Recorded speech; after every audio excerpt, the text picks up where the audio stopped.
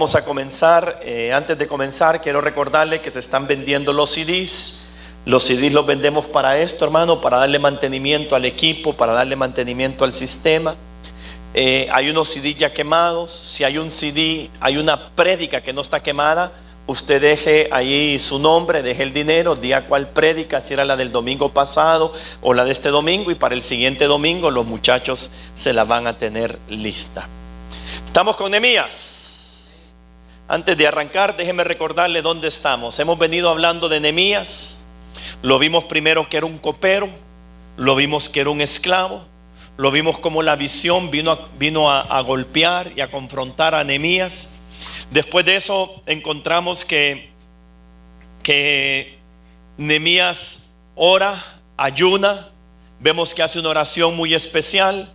Vemos que Nehemías después trabaja, se esfuerza, se presenta ante el rey con un plan, con una idea clara de lo que él quiere. No llega así a la zumba marumba, sino que llega con una idea clara.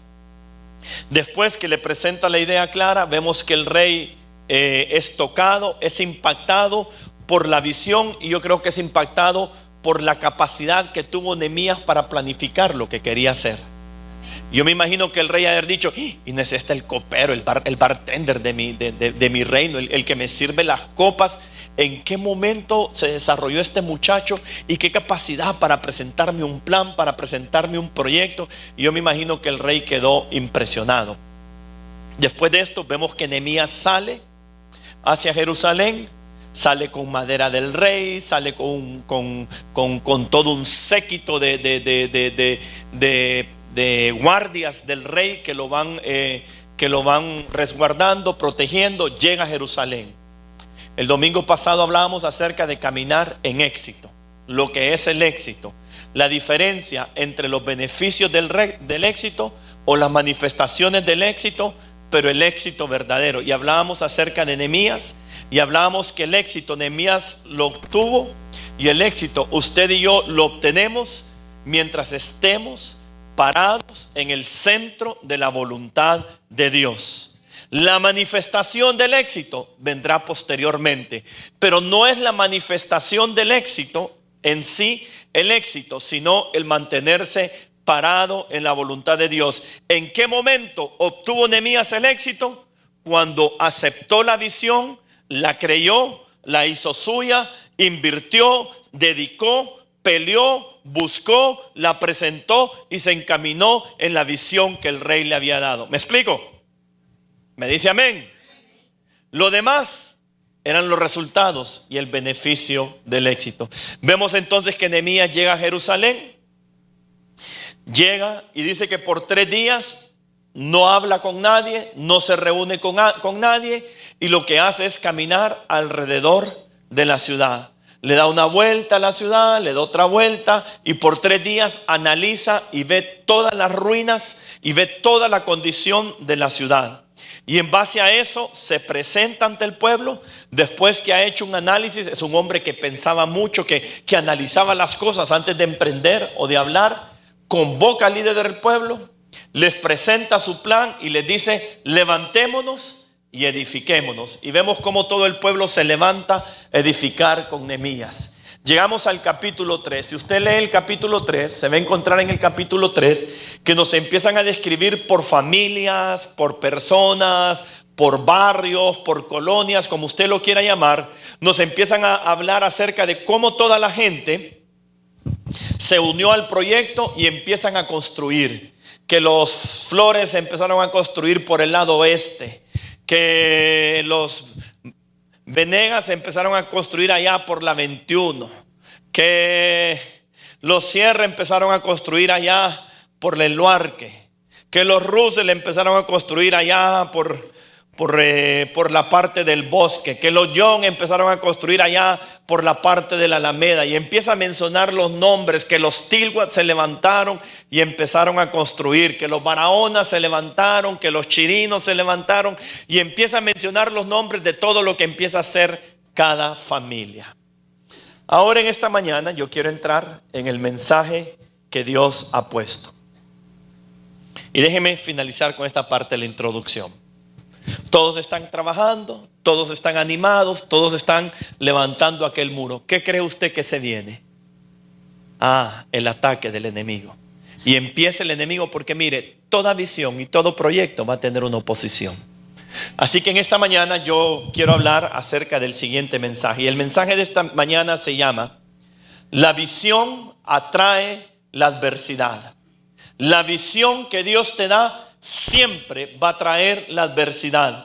La visión que Dios te da siempre va a levantar a tus enemigos. La visión que Dios te da va a levantar los enemigos más feroces, enemigos viejos como enemigos nuevos, enemigos reforzados, enemigos que no conocías y enemigos más fuertes que nunca. Como nunca antes, todo el infierno se levantará en contra tuya. Como nunca antes te vuelves el enemigo público número 1 del infierno. Como nunca antes levantará decretos en contra tuya. Como nunca antes se alzará a hacerte frente. Como nunca antes sentirás la oposición del todo el infierno que se levanta en contra tuya. ¿Por qué? Porque el infierno sabe la visión, el impacto, el resultado que va a tener en tu vida, las vidas que vas a impactar y las cosas que tú vas a poder lograr. Así que como nunca antes, en el momento en que tú te encaminas en tu visión, la mala noticia es que el enemigo como nunca antes se levantará.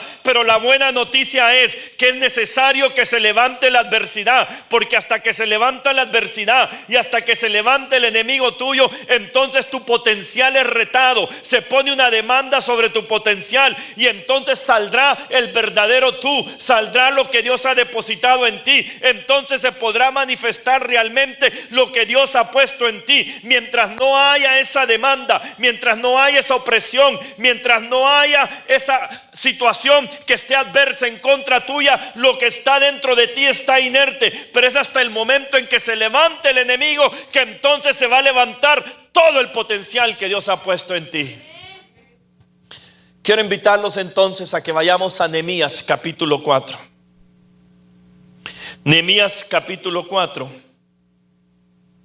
Nehemías capítulo 4. Y sucedió que cuando Sanbalat se enteró que estábamos reedificando la muralla, se enfureció y se enojó mucho. Mira qué interesante. Mientras tu vida y tus murallas están en ruinas, los Sanbalat no les interesa lo que pase contigo.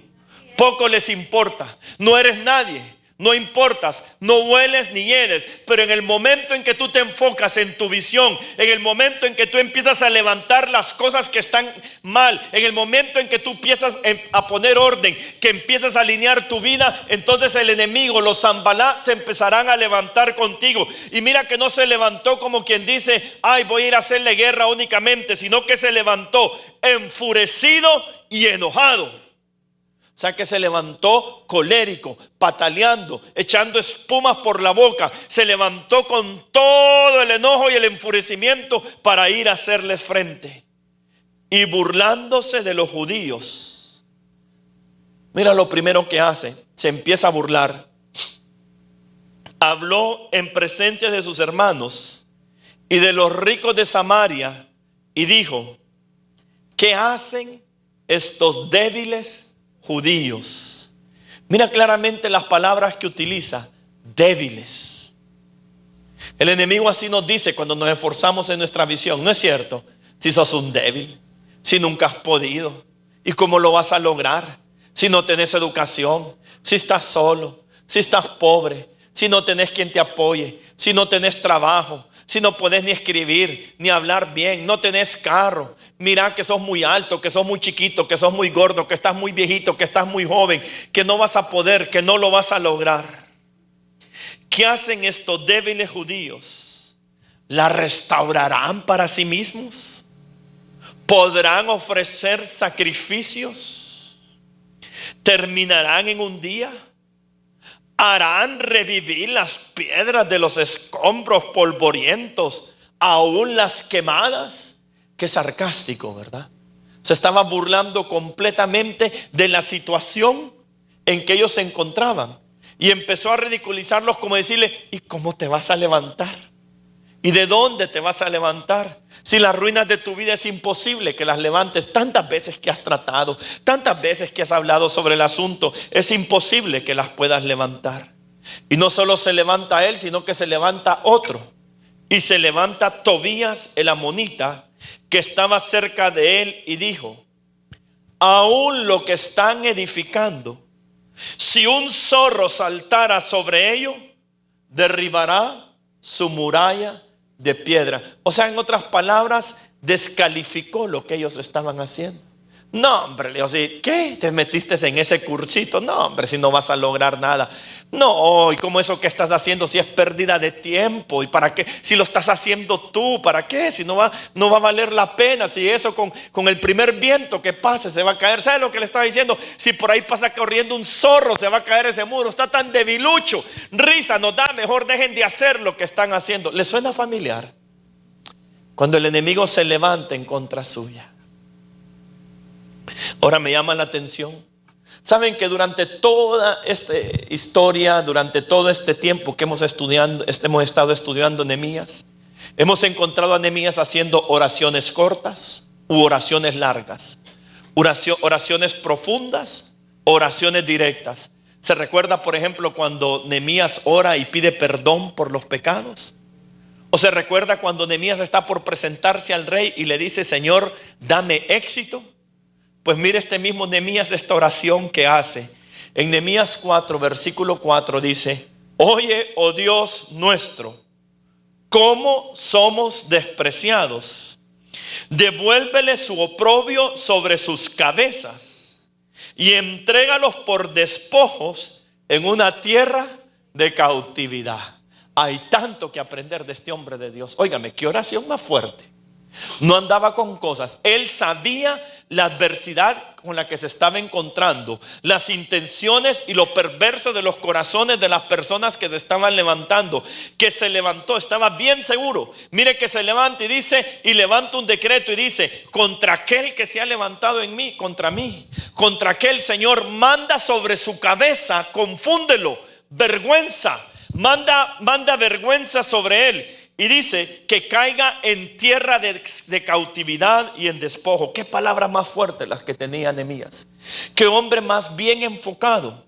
Qué oraciones más precisas las que hace. Aquella gente se levantó en público y todo el pueblo está oyendo. Y a Nehemías no le queda otro. Mire que Nehemías no se pone a alegar con ellos. Mire que Nehemías no se pone de tú a ver quién es más fuerte y más grande. Él sabía que el pueblo estaba oyendo y que el pueblo estaba por ser desanimado. Muchos de nosotros escuchamos palabras en contra, gente que nos dice, tal vez en autoridad, tal vez en influencia, tal vez gente cercana a nuestra, que se burla de lo que estamos haciendo, del proyecto que estamos comenzando. Y mire que Nehemías, en vez de ponerse a discutir con esas personas, Nehemías estaba bien seguro de lo que Dios le había dado. Y Nehemías lo que hace entonces es que levanta una oración al Rey de los cielos en contra de lo que se ha dicho de él, para que el pueblo oyera y entendiera que no eran sus propias fuerzas que estaban peleando, sino que era el Señor el que había dado la visión, el que se encargaría de tratar con sus enemigos.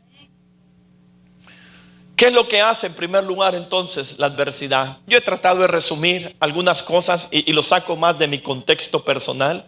Puede para que ustedes sean de otro tipo, pero por el bien de esta mañana, déjeme compartirle esto con usted. ¿Qué es lo que provoca la adversidad? ¿Qué es lo que hace la adversidad? Porque estamos diciendo que la visión jala, es un magneto, atrae la adversidad. ¿Qué es lo que confronta la adversidad? Yo quiero decirle lo siguiente: solo lo que tú confrontas, solo lo que tú confrontas podrá ser resuelto. Solo lo que tú confrontas podrá ser liberado. Solo lo que tú confrontas podrá ser rescatado. Solo lo que tú confrontas podrá salir su potencial. Aquellas áreas de tu vida difíciles y conflictivas, aquellas áreas oscuras con las que todos llevamos, aquellos pesos innecesarios, mientras tú no los confrontes, no van a desaparecer, ni van a ser resueltos, ni podrás encontrar una solución. Solo lo que tú confrontas podrás encontrar una solución. Así que es buena la adversidad, porque la adversidad me confronta. ¿Con qué me confronta? Con las partes más débiles de mi ser, con las partes más oscuras de mi ser, con las partes que tengo más temor. Es la adversidad porque se encuentra con las partes donde yo me encuentro más vulnerable, donde me encuentro yo más limitado. En primer lugar, ¿qué es lo que la adversidad provoca? La fe. La fe. La adversidad se levanta contra tu fe. Se levanta contra la visión que recibiste de quién eres y quién se supone que deberías ser. Y la adversidad te quiere dejar enfocado en lo que tú eres ahorita y no en lo que deberías ser. Y empieza a ridiculizar lo que debería ser. Y en cierto modo tiene sentido. ¿Sabes por qué? Porque lo que me ha proyectado Dios que debería ser choca con todo lo que yo soy. Y se requiere fe para poder caminar hacia donde Dios me ha dicho que debo llegar, porque yo no tengo lo que es necesario, porque mi forma de pensar no está moldeada como debería ser, sino a como soy, a las situaciones y a las circunstancias del presente. Pero la visión viene a golpearme y a llevarme hacia el futuro, y por eso requiere fe, porque para que yo llegue hacia donde tengo que llegar, no puedo seguir siendo el mismo, no puede ser de la misma manera, tiene que ser de una manera diferente, tiene que ser al modo de Dios. Y la única manera que yo puedo llegar hacia donde Dios me quiere llevar es con fe. No hay otra forma, porque yo por mí mismo no puedo. Por eso no he llegado, por eso estoy donde estoy. Entonces necesito la fe. Si Dios ha hecho nacer en su corazón una visión, oiga bien, llegará el día en que se va a exigir que haga un sacrificio para convertirla en realidad. Si Dios ha hecho nacer en su corazón una visión, va a llegar el día en que Dios va a requerir primeramente un sacrificio suyo para que esa visión se haga realidad. Tendrá que hacer el sacrificio sin la garantía alguna del éxito. Difícil, ¿verdad? Viendo al invisible, llamando lo que no es como que sí es. No es fácil, hermano. No es fácil. Lo primero que golpea la adversidad es mi fe. Es lo primero que va a golpear. Mire, me va a hacer cuestionarme todo lo que creo. Me va a hacer, y probablemente tenga razón, y me va a decir: estás loco, pero tú no lo puedes lograr, pero no lo puedes hacer.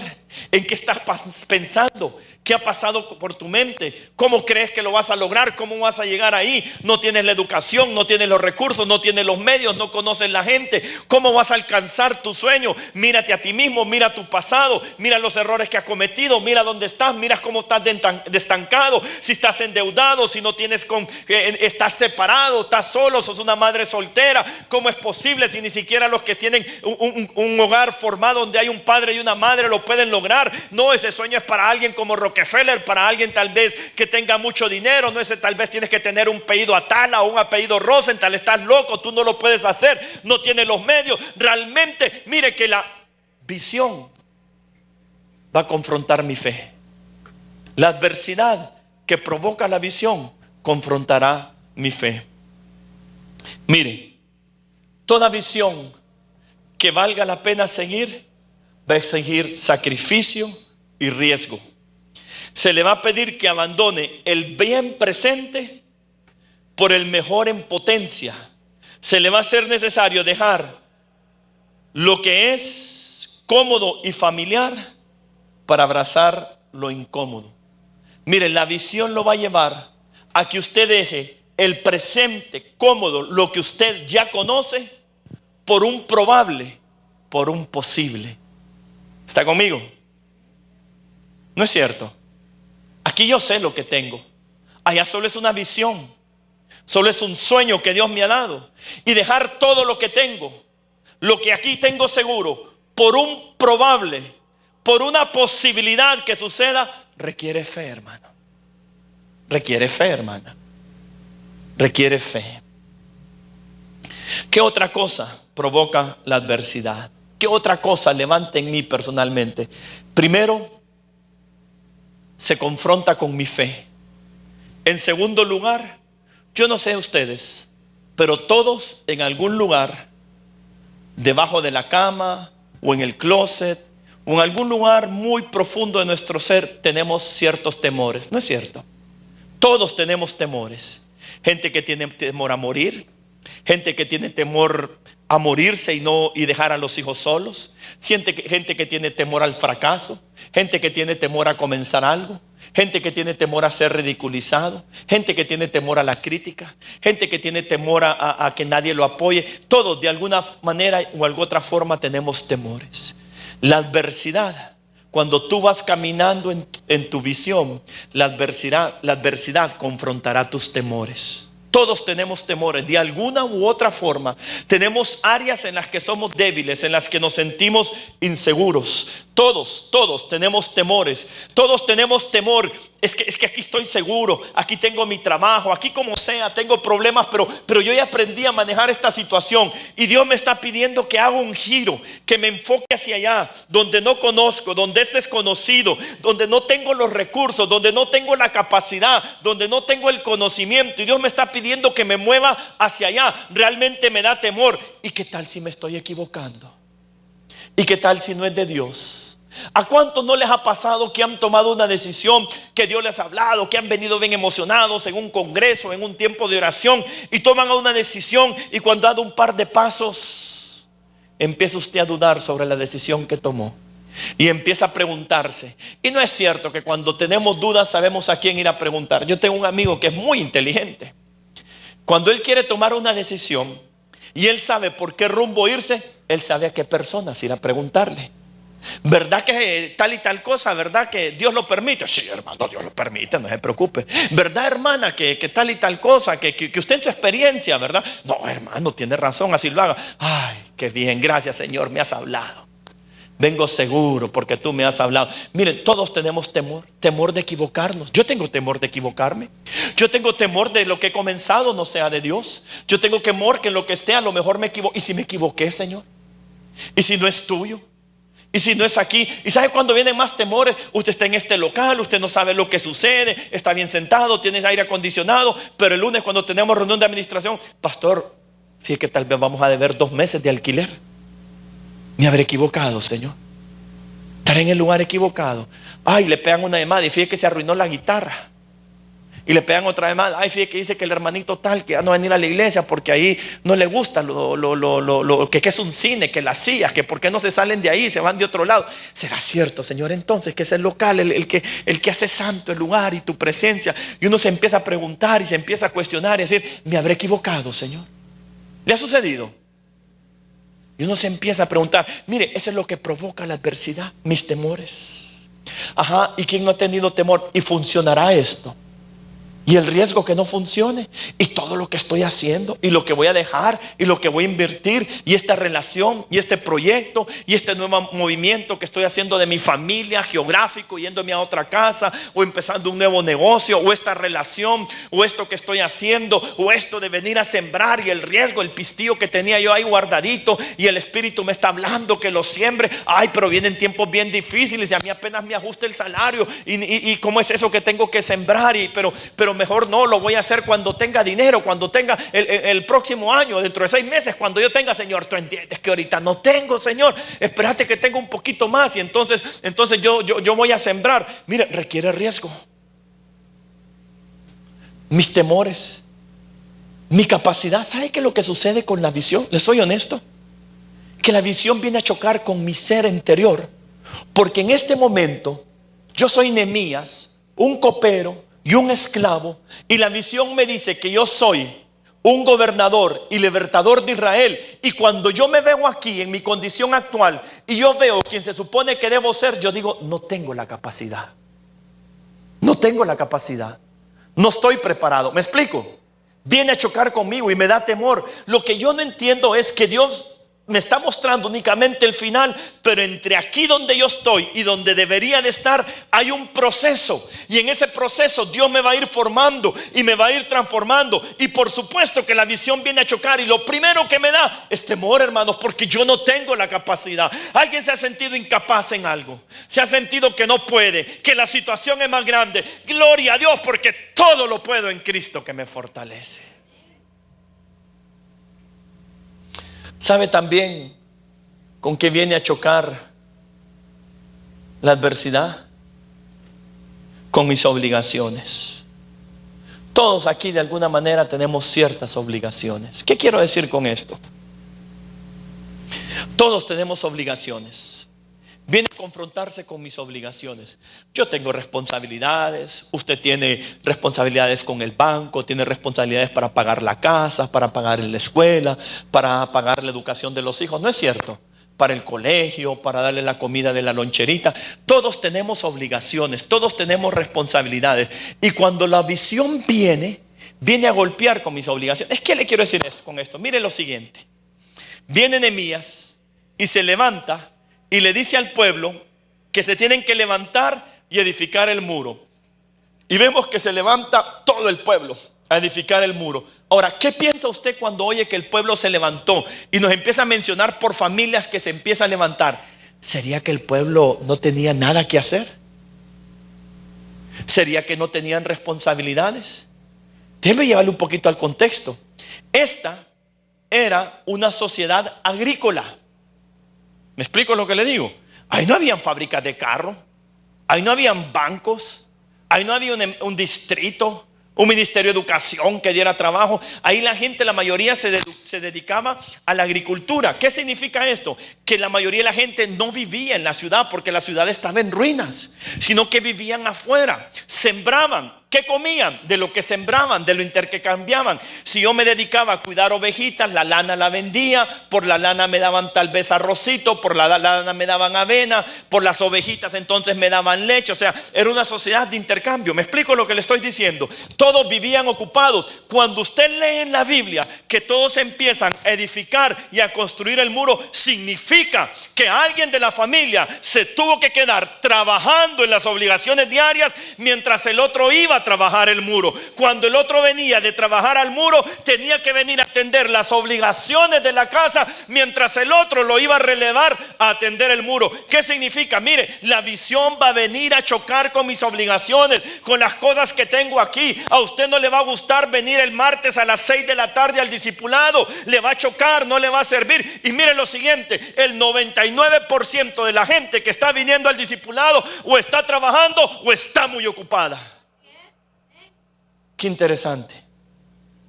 ¿Por qué? Porque han entendido que la visión requiere sacrificio y en la adversidad se va a levantar en contra de mis responsabilidades. ¿Qué quiero decir con mis responsabilidades? Lo que tengo como prioridades, las obligaciones que tengo, las responsabilidades del día al día. La visión va a venir a chocar con mis responsabilidades. ¿Significa que voy a dejar de estudiar? No. ¿Significa que voy a dejar de trabajar? No. Pero significa que voy a empezar a direccionarme hacia donde Dios me está llevando.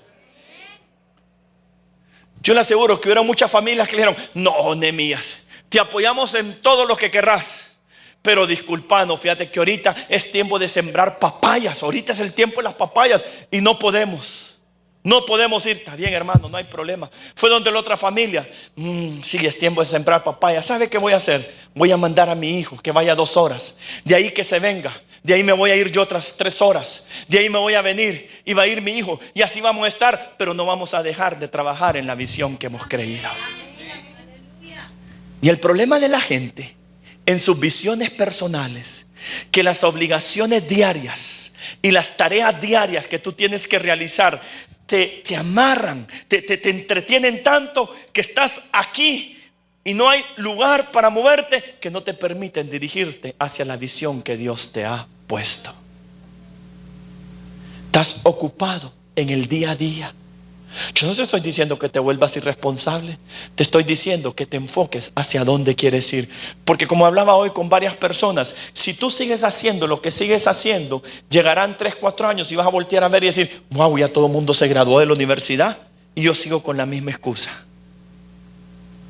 Wow, ya todo el mundo. ¿Y cómo fue que la hermana puso sus negocios? Y me recordé que estábamos hablando y tú sigues haciendo lo mismo. Ay, no dirás: es que la hermana tuvo suerte, no es que la hermana tuvo pisto, no es que la hermana vino, alguien le ayudó. Y hallarás un montón de razones y excusas por qué la hermana lo logró. Yo te digo lo siguiente: en el momento que tú das tu primer paso en fe hacia tu visión, las ventanas de los cielos se empezarán a abrir, las cosas se empezarán a alinear correctamente, todo el cielo se empezará a mover, la gente le llamará suerte, tú le llamarás ventanas abiertas, la gente dirá: ¿y cómo es que a este le empieza a ir bien?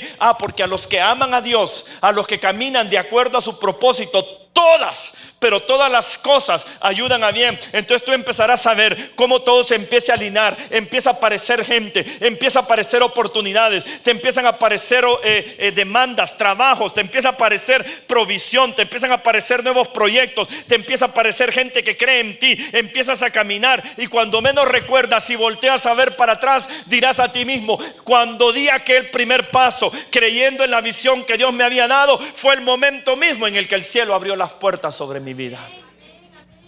Pero mire, la gente ocupada, pero se fueron a trabajar a construir un muro. Ellos dependían de lo que trabajaban diariamente. Usted sabe lo que es depender uno de lo que trabaja diariamente. Que si no riega, que si no siembra, que si no limpia el monte de lo que tiene sembrado, probablemente no coma mañana, no coma el siguiente día, no va a tener la cosecha. Pero encontraron el tiempo y la manera de poder dedicarse a la visión que Dios había puesto sobre ellos. ¿Sabe qué otra cosa se va a levantar en contra tuya? Es que el enemigo tiene miedo que perderá sus beneficios que tiene sobre ti. Te atacará con todo lo que tiene, te atacará como nunca antes, la arremeterá en contra tuya, porque él no está atacando al Nehemías que estaba aquí cuando empezaba la visión.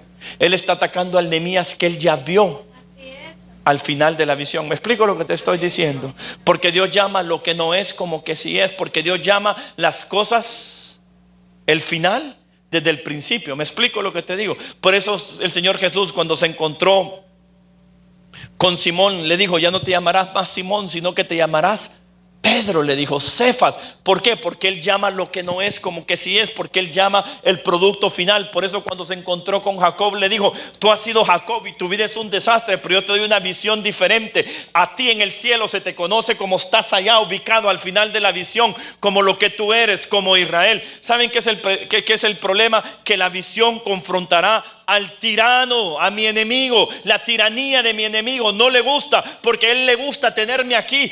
Él no es pecador, él no vive una vida de pecado, pero lo tengo controlado. Mire, lo tengo ahí donde lo quiero. No impacta, no hace ninguna diferencia en esta ciudad, en su familia. Él vive feliz porque viene a la iglesia, porque tiene una relación conmigo, porque me conoce desde hace tiempo. Pero aquí lo tengo, mire, quietecito, no peca, está ahí quietecito. Pero yo tengo miedo, dice el enemigo, que el momento que él levante la cabeza y entienda quién es en el Señor, y empiece a verse como debería ser, y empiece a pensar como el cielo le dice que debería pensar, y empiece a sentir como el cielo le dice que debería sentir, y empiece a ver como el cielo le dice que debería ver, entonces se va a empezar a ver de una manera diferente, va a empezar a pensar de una manera diferente, va a empezar a inquietarse y va a empezar a decir: yo no nací para esto, yo nací para algo más grande, hay en mí un potencial mayor. No es esta la vida en abundancia que Dios me ha dado, estoy engañado, esta solo ha sido una etapa, hay más para mí. Y cuando él empieza a caminar, dice el enemigo, a dirigirse hacia el propósito de Dios, entonces la tengo difícil, porque empieza a liberarse,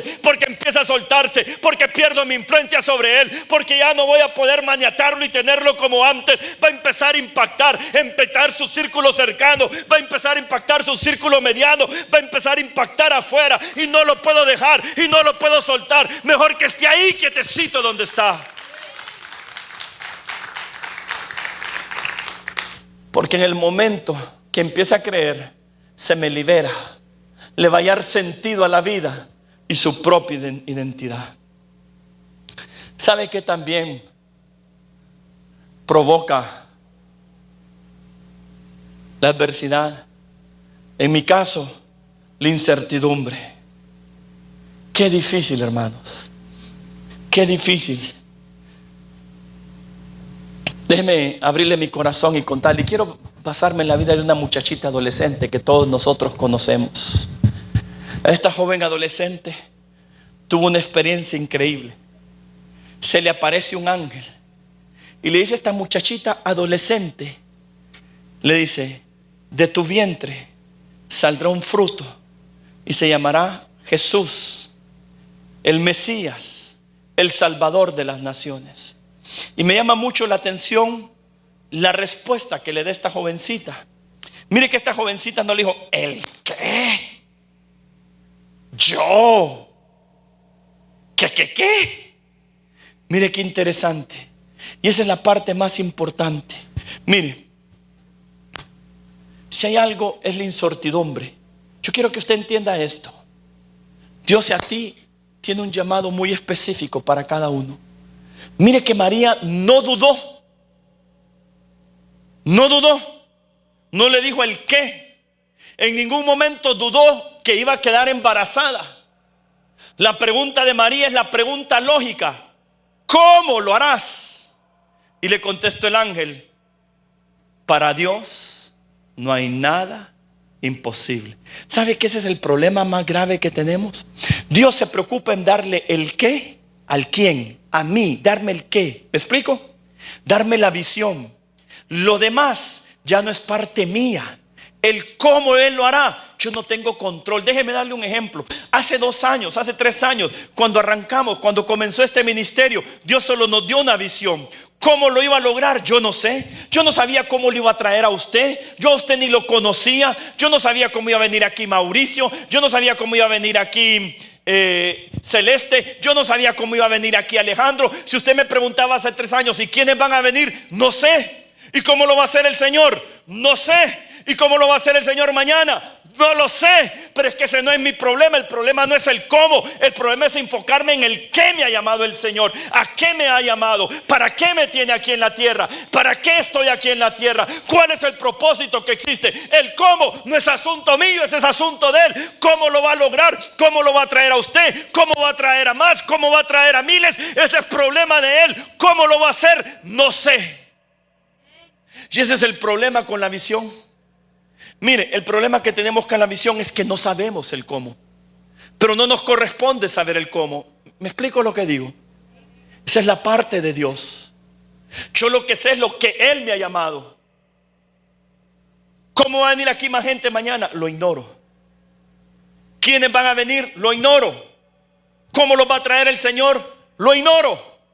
Lo que sí sé es la visión que Dios me ha dado, y tengo que mantenerme fiel en la visión que Dios me ha dado. ¿Cómo llegó? Si usted supiera cómo ha llegado aquí estos instrumentos, usted se iría ¡pup! Como condorito para espaldas. ¿Me explico? ¿Cómo llegaron? Usted me preguntó cuando arrancamos: ¿y cómo va a tener una batería? No sé. ¿Y cómo va a tener un micrófono? No sé, porque arrancamos con un microfoncito de chiquitito pegado a un radito que me pegaba toques eléctricos, y la gente pensaba que uno estaba ungido, y es que el microfonito tenía unas cosas ahí peladas y medio le pegaba ahí unos cosquillitas, y el radito era así, era todo lo que teníamos. ¿Cómo iba a llegar esto aquí? No sé. No me corresponde. A mí lo que me responde es saber el qué me ha llamado, para qué me ha llamado, qué es mi parte, qué es lo que me toca, cómo lo hará. Para Dios nada es imposible. Pero el problema es ese en la visión. El enemigo quiere que tú te enfoques en el cómo. Ni el enemigo sabe. Él quiere que tú te enfoques en el cómo y te desesperas en el cómo. Y no es en el cómo, porque Dios es el que está formando, es el qué. ¿Entiende? ¿De qué le sirve al Señor revelarme completamente el cómo si el qué o el quién no es conformado a la imagen de Dios? Y yo estoy preocupado que cómo lo va a hacer, y el enemigo y Dios están preocupados en formar mi carácter y aquel en desenformarlo. ¿Está conmigo? ¿Cómo? No importa para Dios, porque le puede hacer así, las cosas se dan, ¿no es cierto? O puede hacerle así, decir que se tarde 1 año, que se tarde 3 años, que entre en un proceso. Y si Dios dice que 3 años, ¿qué puedo hacer, hermano? ¿Cómo le doblo el brazo al Señor? ¿Está conmigo? Pero Él lo que está es enfocado en el qué, en el quién. Queremos saber claramente cómo hacerlo. Yo tengo una idea general de hacia dónde va el ministerio, de lo que Dios nos ha mostrado, pero entre aquí y hacia dónde vamos, hermano, hay muchas cosas que van a suceder y que Dios va a traer el cómo. Usted sabe que su hijo dice que quiere ser doctor, Pero usted no sabe en qué universidad va a estudiar. Su muchacho tiene 13, 14, 15 años. Usted no está seguro en qué universidad va a estudiar, pero usted sigue siendo fiel a lo que el Señor le va a dar. Y mientras usted sigue siendo fiel, el Señor va a ir abriendo puertas. ¿Y qué tal si termina en Harvard? ¿Y qué tal si termina estudiando en Europa? ¿O qué tal si termina el autónomo? Usted no sabe. O si la maestría. Pero lo que usted sí sabe es lo que el Señor le dijo. ¿Cómo lo va a hacer? Es problema de él. ¿Entiende? Cuando Abraham estaba por sacrificar a su hijo, viene y le pregunta el muchacho: papi, le dice, ¿y dónde está la ovejita que vamos a sacrificar? Le dice, el corderito.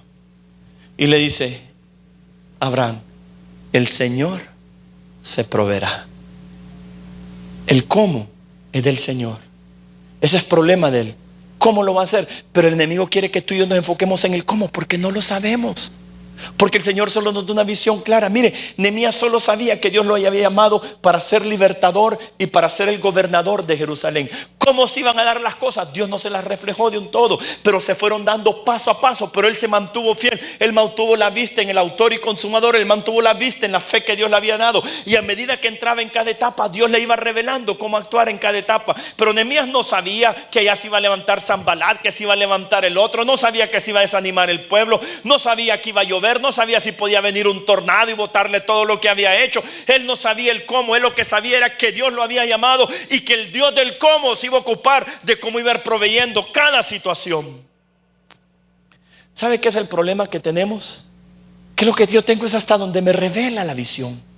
Y la visión me muestra ya al final. Y tal vez el tramo entre donde yo estoy y donde voy a llegar, tal vez no me lo revela. Y ahí es donde yo tengo que estar conectado a Dios. Y qué bueno que no me lo revela. ¿Sabe por qué? Porque si a mí Dios me revelara todos los pasitos, me voy y no le vuelvo a preguntar, porque me creo que me las sé todas. Pero como sé que este primer paso lo tengo que dar en fe, solo estoy viendo la visión y le digo: Señor, ¿estás seguro? Allá está la visión. Señor, ¿estás seguro? Mira al norte, sí, está seguro. Ay, lo doy, Señor, en fe, llamando lo que no es como que si no es, viendo como al invisible. Termino este primer proceso, tengo que dar el segundo paso. Señor, voy bien. ¿Ves la visión? No, no la veo. Señor, ¿ves bien? ¿Ves dónde está indicado? No. ¿A dónde está la visión? Allá está. Ah, bueno, Señor, pero es que no tengo el dinero, pero es que yo no sé cómo, pero es que la gente se burla, pero es que Sanbalat ha dicho que se va a caer esto que estoy haciendo con solo que pase una zorra, y tú sabes que yo no soy ni bueno para esto. A lo mejor tiene razón. Hijo, da el paso. Sí, Señor, pero es que mire lo que han dicho. Hijo, da el paso. Sí, Señor, pero mira lo que han dicho. Hijo, da el paso. Está bien, Señor, con todas mis dudas, con todos mis temores, con todas mis limitaciones, con mi forma de ser y pensar, pero voy a dar el paso. ¿Entiende? Y de alguna manera las cosas se manifiestan y se revelan. Y cuando recuerdo, empiezo a decir: gracias, Señor, tenías razón. Aquí me encontré con esta persona, aquí me encontré con esta oportunidad que no se hubiera dado si no hubiera seguido hacia la visión que tú me das. El cómo. ¿Sabe qué es lo que pasa? Es que viene a chocar porque la visión provoca cambio. Y el cambio es en base a una visión, hermano. Y lo que tengo aquí es palpante, tajante, real.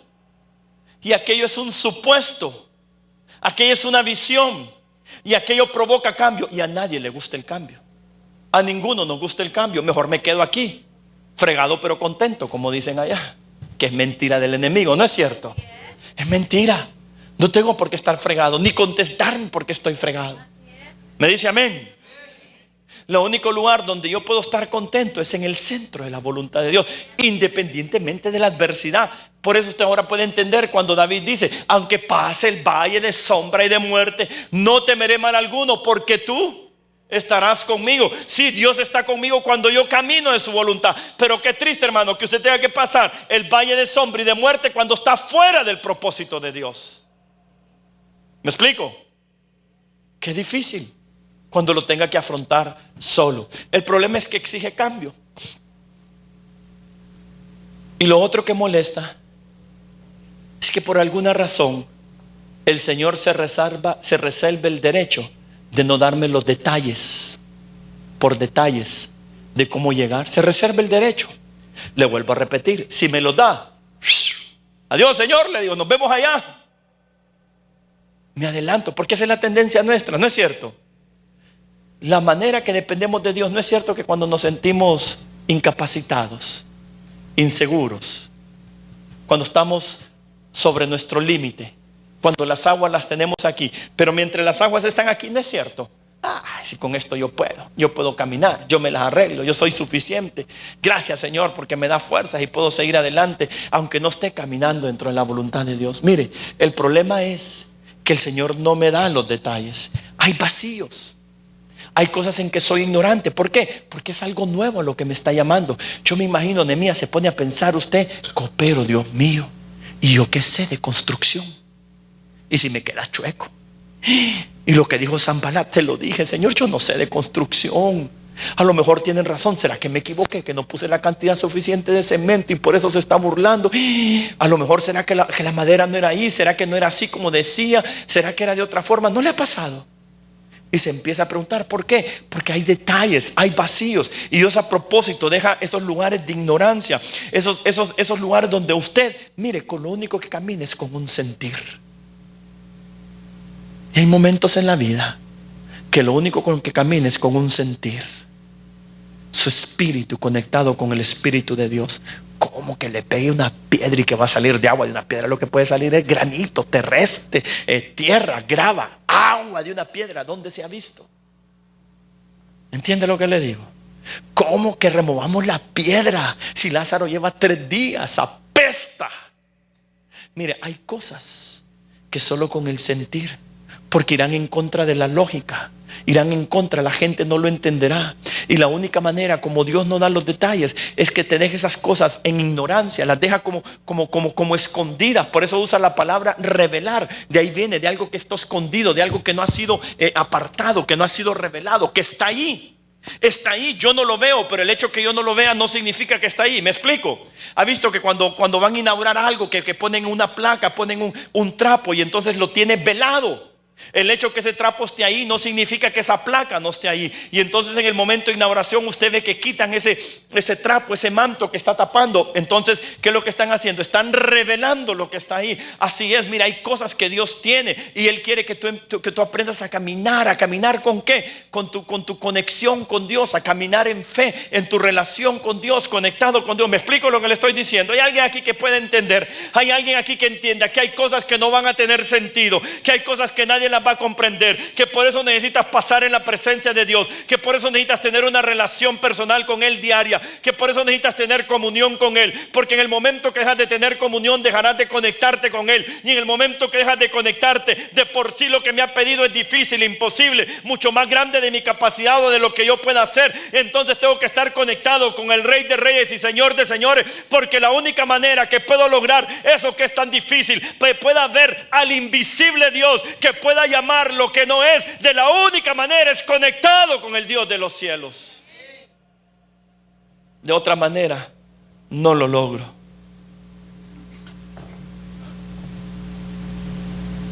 La visión provoca adversidad, pero la adversidad o me levanta o me estanca. Pero Dios permite que nos vengan pruebas, como dice la palabra, no más grandes de lo que yo pueda soportar, no más grandes de la capacidad y el potencial que Él ha puesto en mí.